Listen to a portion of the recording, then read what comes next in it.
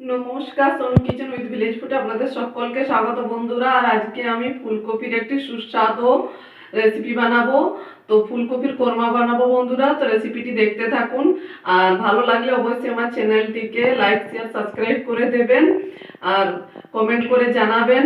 তো চলুন ভিডিওটি আপনারা দেখতে থাকুন। এই দেখুন বন্ধুরা, এখানে ফুলকপিটা আলুটা আমি অল্প নুন দিয়ে 2-3 মিনিটের মতো সেদ্ধ করে রেখেছি। আর এখানে একটা তেজপাতা, এখানে লঙ্কা নিয়ে নিয়েছি, কাঁচা লঙ্কা, টমেটো, পেঁয়াজ কুচি, হলুদ গুঁড়ো অল্প নিয়েছি, জিরে গুঁড়ো, ধনে গুঁড়ো, লঙ্কা গুঁড়ো, জিরে গুঁড়ো। আর এখানে দেখুন আদা বাটা, রসুন আর পেঁয়াজ বাটা।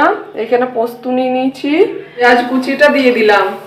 পেঁয়াজটাকে আমি হালকা এইভাবে ভেজে নেব। গুঁড়ো মশলাটাকে আমি জল দিয়ে পেস্ট বানিয়ে নেব। এখন আমি পেঁয়াজ বাটাটা দিয়ে দিচ্ছি, এটাকেও এইভাবে হালকা নাড়াচাড়া করে ভেজে নেব। এখন আমি আদা বাটাটা দিয়ে দিচ্ছি, এর সাথে রসুন বাটাটাও দিয়ে দিলাম। এইভাবে আমি মশলাটাকে হালকা ভেজে নিব। এখন এই গুঁড়ো মশলার পেস্টটা দিয়ে দিচ্ছি, এটাকেও কষিয়ে নেব ভালো করে। এখন লঙ্কাটা, টমেটোটা দিয়ে দিচ্ছি। মশলাটা কষানো হয়ে গেছে, এখন আমি পোস্তটা দিয়ে দিচ্ছি।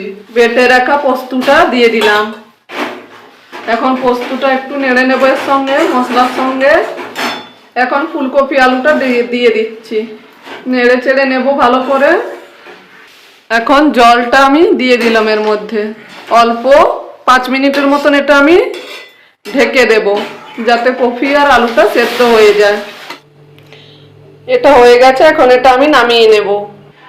এই দেখুন তৈরি হয়ে গেল ফুলকপির কোরমা। কতটা দেখতে সুন্দর হয়েছে দেখুন বন্ধুরা। আমি অল্প হলুদ দিয়েছি, আপনারা চাইলে হলুদ নাও দিতে পারেন, সাদা রাখতে পারেন।